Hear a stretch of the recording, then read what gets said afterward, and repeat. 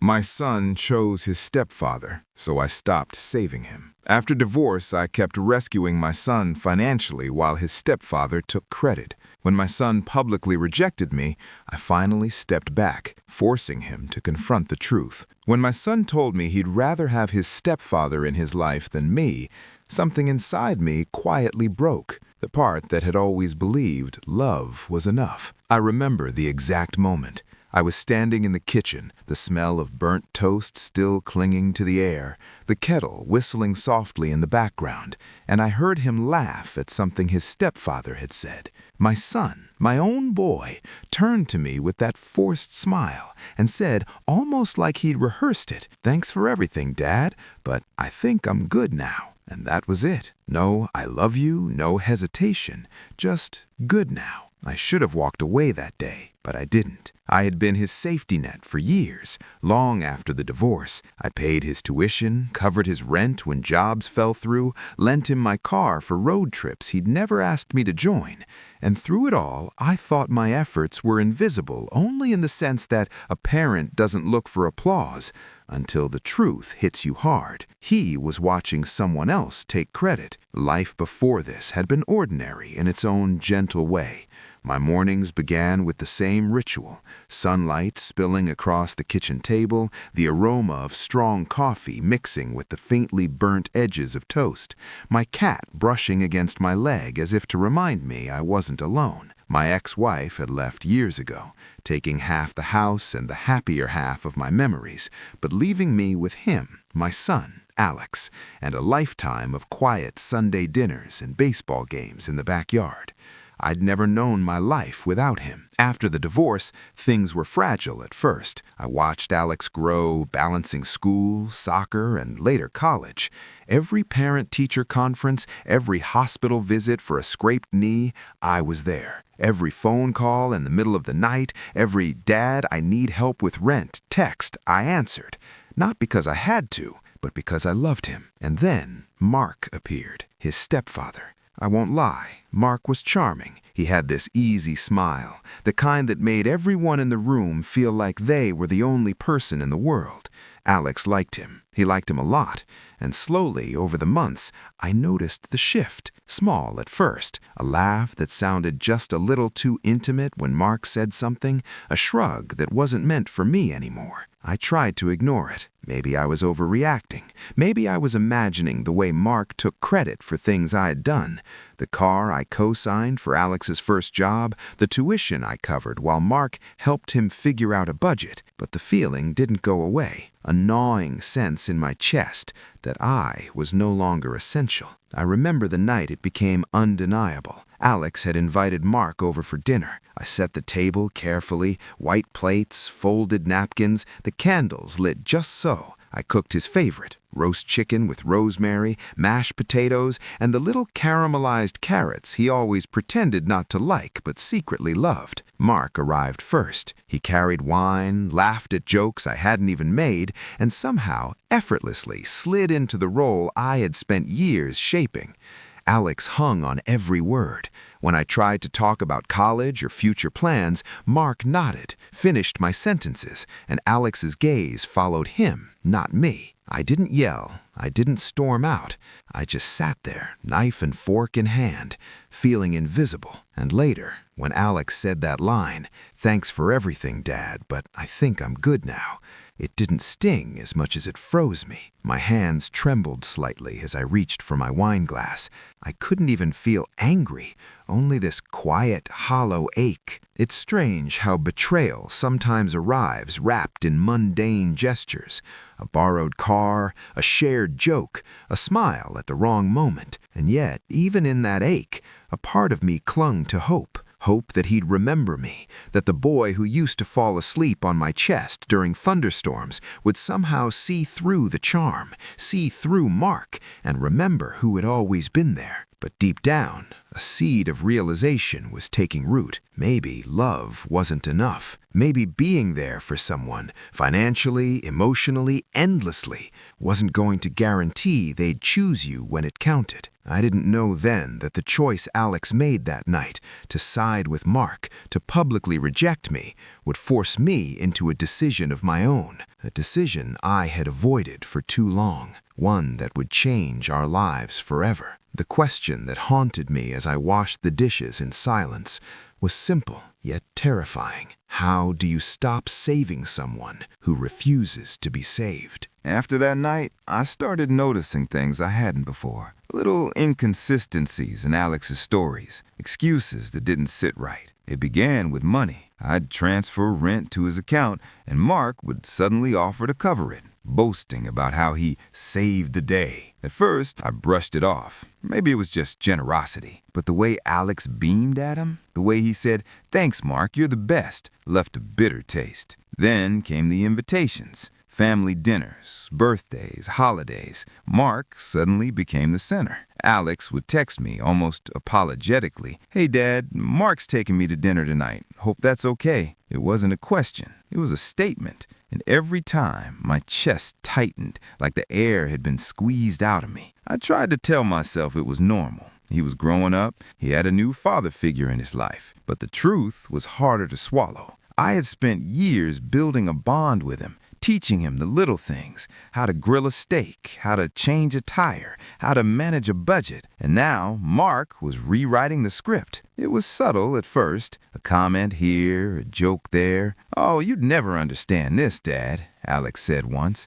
laughing at something Mark had explained. My stomach sank. I wanted to speak up, to remind him of everything I'd done, but I stayed quiet. I had learned long ago that confrontation often widened the distance instead of bridging it. One afternoon, the suspicion became a quiet obsession. I was fixing a leaky faucet when I noticed a stack of receipts sticking from under Alex's desk. They weren't small bills. They were tuition payments, car insurance, rent deposits, things I had always handled. And each one had Mark's name scribbled in the memo. Paid by Mark. I sat there for a long time, staring at the receipts, listening to the soft hum of the refrigerator. The thought that had been whispering in the back of my mind now screamed. My son was letting Mark take credit from my support, and worse, he didn't even notice. I confronted him that evening. The words came out in a strangled voice, softer than I intended. "Alex, why are you letting Mark handle all of this? I've been paying your tuition, your rent, all of it. Why do you act like he's doing it?" He looked at me, confused, maybe even irritated. "Dad, he's helping me. He's been there. You've been busy with work. I mean, I appreciate everything, but come on, it's not a big deal." Not a big deal. The words echoed in my chest. Not a big deal. Years of support, guidance, late-night calls, hospital visits, all invisible to the one person I had given everything to. That night, I lay awake, listening to the faint creak of the floorboards outside Alex's room. I could hear him laughing softly with Mark on the phone. Their laughter felt like glass shattering inside me, fragments of the bond I had cherished now scattered across the floor. The next week, the pattern became undeniable. Social media posts, photos of Mark and Alex fixing a car, studying, even shopping together, with captions like, "Thanks for always having my back." I knew, even before reading the comments, that the credit was being assigned to someone else. I tried to reach him one night after a particularly quiet dinner. I touched his shoulder lightly, almost instinctively, and said, "Alex, do you even see me anymore?" He looked down at his plate, the fork trembling in his hand, and whispered, "I do, Dad. I'm okay now. You don't have to worry about me." That phrase became a haunting refrain in my mind. You don't have to worry about me. I had worried for him every day of his life. I had sacrificed nights of sleep, weekends, savings, and more, all in the hope that he'd feel safe, supported, loved. And now he was telling me it was unnecessary? It was in that moment, lying awake on the creaking mattress of my own empty room, that I realized the quiet truth. Love alone cannot force someone to recognize it. Sometimes love has to take a step back, even if it means watching someone stumble. And yet, the thought of stepping back terrified me. What if Alex fell? What if he made mistakes that could have been prevented if I had continued intervening? My hands itched to reach out, to send another payment, to call another favor, to be the hero once again. But deep down, a spark of resolve grew. Maybe the lesson he needed, not from me, not from Mark, was that actions have consequences, that support must be reciprocated with respect, not blind dependence. The question lingered in the quiet of the night. Could I let him face reality on his own, even if it broke both of our hearts a little in the process? It all came to a head one rainy Saturday afternoon. I had driven over to Alex's apartment, intent on checking in. Not just a text, not a casual call,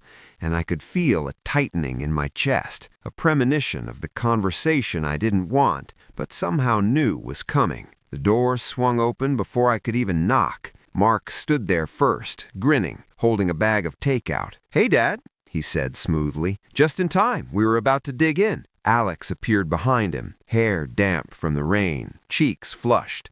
"Dad," he said, a little too cheerfully, "you're here. Perfect timing." I stepped inside, trying to ignore the smell of Thai food mixed with the faintly sweet scent of Mark's cologne. My voice trembled slightly, but I forced it to remain calm. "Alex, I think we need to talk." Mark's grin faltered just slightly, but he recovered instantly. "Sure, we're all family here. What's up?"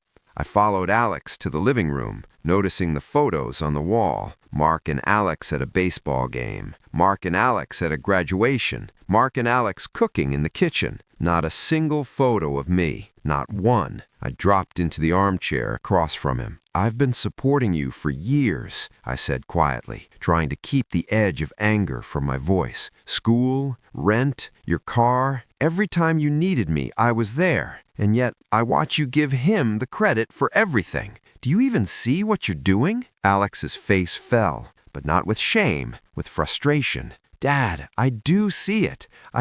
He's been helping me in ways you can't. He's present, okay? I appreciate you, but Mark's here every day. His voice faltered, searching for words. "He's my dad now, in ways I need him to be." I felt my chest tighten so much I could barely breathe.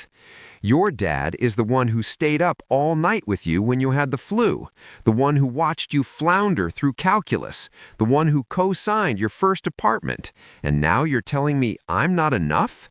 "I didn't say that," Alex protested, "but you're always rescuing me. Sometimes I just want to figure things out myself, Dad. He lets me. You never do." The words hit harder than I expected. He'd never said them out loud before, never accused me of smothering him. And yet, as I sat there, I understood.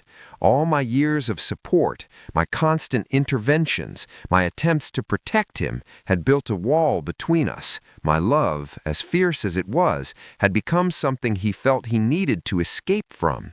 Mark, sensing the tension, stepped forward with that easy, rehearsed smile. "Hey, maybe we should all calm down. I can handle this. Let's just eat, huh?" And that was it. He tried to swoop in, to play the hero once again, while I sat there, invisible, my son's loyalty dangling out of reach. I looked at Alex, really looked at him, the boy I had watched grow up, the boy who once clutched my hand on the first day of school, and I realized something I had been refusing to admit. I could not save him this time. Not with words, not with money, not with presence. He had made his choice. I rose slowly, every step heavy with heartbreak. "Fine," I said softly, my voice breaking just slightly. "If that's what you need, I won't stop you." Alex's eyes widened. "Dad, wait!" But I held up a hand. "No, I've been stopping you from learning your own lessons for too long. You will have to figure things out on your own. I won't interfere anymore. Not your bills, not your decisions, not Mark's influence. It's yours now." I left that apartment in silence, rain dripping off the hood of my jacket, my hands cold against the steering wheel. The streets reflected the gray sky above, the headlights of passing cars like tiny witnesses to my failure. And yet, beneath the heartbreak, beneath the ache of rejection, there was a flicker of relief. For the first time in years, I didn't feel responsible for every stumble, every mistake. Alex had chosen his path, and now, finally, he had the space to see where it would lead him. Whether he succeeded or failed, it would be his truth, not mine. That night, I sat alone in my apartment, the faint smell of coffee still lingering, the hum of the refrigerator like a steady heartbeat. I poured myself a glass of wine and listened to the rain against the window, and I realized stepping back wasn't abandonment. It was a chance for him to grow, for me to reclaim my own life, and for both of us to confront truths we had been avoiding. The betrayal stung, yes, but I understood now that love sometimes requires letting go. The next few weeks were quiet on my end. I didn't call, didn't send money, didn't check in. I let the silence stretch like a taut wire between us. At first, I imagined Alex would be furious or scared. Maybe he'd even come running back. But instead, life moved on around him, and he had to live it on his own. I didn't have to wait long for the consequences to show themselves. It started subtly. A missed rent payment, a late fee on his car insurance, a bounced check for tuition. At first, Mark tried to cover for him, stepping in as he always had. But the cracks were beginning to show. Alex wasn't used to managing everything himself. Not really. The world outside our little bubble didn't reward charm or borrowed credit. Then came the confrontation I had dreaded. A call from the landlord, politely stern, asking why the rent was late again. Alex, flustered and embarrassed, had no one else to blame. Not me, not Mark, just himself. I remember reading his text to me one evening. "Dad, I don't know what to do. I messed up. I thought he had it handled, but I can't do this alone." I didn't reply. I let him sit with it, let him feel the weight of the choices he had made. The next day, Mark confronted him too. I imagined it was awkward, the polished hero of every story suddenly incapable of helping the one person he had convinced himself he could save. Alex texted me again, this time with an apology that almost broke me. "I see it now. I should have noticed. I should have seen you. I'm sorry, Dad." I stayed silent for a long while, just letting him live with those words. No lecture, no judgment, just the quiet knowledge that he had finally begun to understand. The public consequences didn't take long to follow. Mutual friends, colleagues, even extended family started noticing the shift. "Alex seems different," someone mentioned in passing. Social media posts changed. Gratitude once aimed at Mark began to tilt back toward me. Slowly, recognition trickled in, the kind that only comes when the reality of effort, sacrifice, and loyalty becomes undeniable. I didn't gloat. I never wanted to. That wasn't the lesson. The lesson was in watching Alex learn it himself, watching him stumble, face the consequences, and finally understand the truth of who had always been there. One Sunday, I got a call I had been waiting for in secret. It was Alex. "Dad, can we talk?" His voice was hesitant, almost vulnerable, stripped of bravado. I agreed. We met at the little cafe he used to love as a kid, the one with the chipped mugs and the faint smell of cinnamon in the air. He walked in, head down, eyes meeting mine only fleetingly. I messed up," he said, voice shaking. "I didn't see how much you were doing for me. I let him take credit, and I ignored everything you'd been there for." I reached across the table, placing a hand lightly over his. "Alex, you're learning. That's what matters." Tears glistened in his eyes, and I could hear the tremor in his voice as he whispered, "I should have chosen you, Dad. I should have seen you." I felt the sting of the past weeks, of every ignored effort, every invisible sacrifice. But I also felt something else, a quiet pride, not for me, but for him. for finally confronting the consequences of his choices, for finally beginning to understand the value of what had always been given freely. He didn't need me to swoop in and fix everything anymore. He just needed me to be present, fully, authentically, without trying to save him from his own lessons. The moral hit me like a soft, persistent rain. Sometimes love must step back to allow growth. Sometimes you must let someone face the consequences of their decisions, even when every instinct screams to intervene. By the time we left the cafe, the air had cleared between us, a quiet understanding settling like a warm light through the window. He walked beside me, not clinging, not distant, just present. And for the first time in a long while, I felt the bond I had feared lost begin to heal. I realized then that letting go wasn't weakness, it was strength, it was trust, and perhaps most importantly, it was love that finally let the other person stand on their own. Months passed after that cafe meeting. Alex started managing his own life. Truly managing it, without leaning on Mark or anyone else. He still called me sometimes, but the tone had shifted. It was no longer a request for rescue. It was conversation, connection, and sometimes quiet gratitude. One evening, he came over unannounced. I was in the kitchen, chopping vegetables for dinner, the faint smell of garlic and olive oil filling the air when I heard his voice behind me. "Hey, Dad," he said softly. I turned, and for a moment I didn't recognize the man who had once been my boy. He was taller, leaner, but his eyes, those same deep brown eyes, held a calm, grounded honesty that hadn't been there before. I wanted to say thank you, he continued, shifting from foot to foot. Not just for everything you've done, but for stepping back, for letting me figure things out on my own. I paused, letting the knife rest against the cutting board. It wasn't easy, I said quietly, and I won't pretend it didn't hurt. But you needed to learn for yourself. Sometimes love isn't about saving someone. It's about letting them stand. He nodded, swallowing hard. I get it now. I see it. Everything I took for granted. And I'm sorry for how I treated you, for letting him take credit. You were always the one who had my back. We sat down at the table, sharing a simple meal. No grand gestures, no apologies stretched into speeches, just the quiet comfort of presence. I watched him eat, listening to the soft clink of his fork against the plate, the occasional pause to tell a small story about work or friends. And in that ordinary moment, I realized the beauty of what had happened. Alex had learned. He had stumbled, faced the consequences, and come out wiser.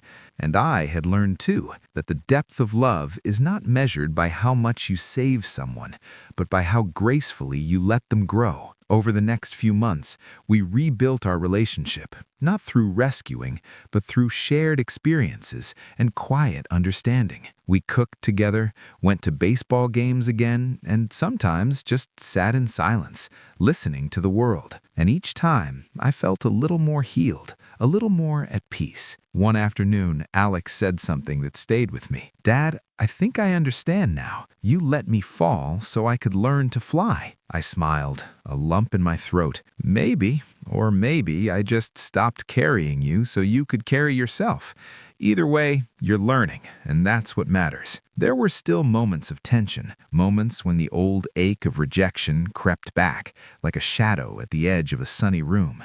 But they became smaller, softer, until they were just reminders of what we had survived, and in their place grew something stronger, respect, mutual understanding, and a love deeper than the need to control or protect. Looking back, I see the lesson clearly now. Sometimes the hardest act of love is not to intervene, not to rescue, but to step aside and trust. Trust that the person you care for will face their own challenges, stumble, and ultimately rise. And trust that they will remember the hands that were always there, even when unseen. I think of other parents, other children caught in the same cycle, saving, rescuing, stepping in before mistakes can happen. Sometimes letting go is the greatest gift we can give, and sometimes we must accept that their choice may not be the one we would have made, but it is theirs to make. Alex and I still talk, still share small victories and setbacks. But now there's a balance, there's recognition, there's peace. And when I see him succeed, knowing he did it with his own 2 hands, it feels like the greatest reward I could have ever imagined. So I ask you, quietly, gently, have you ever had to let someone fall in order to teach them to rise? Would you have done what I did? Love, as I've learned, is not always about being the hero. Sometimes it's about letting go, stepping back, and trusting that the heart you raised will find its way. And if you've been inspired or found a piece of yourself in this story, consider subscribing. Sometimes the lessons we share help someone else see the path they need to take.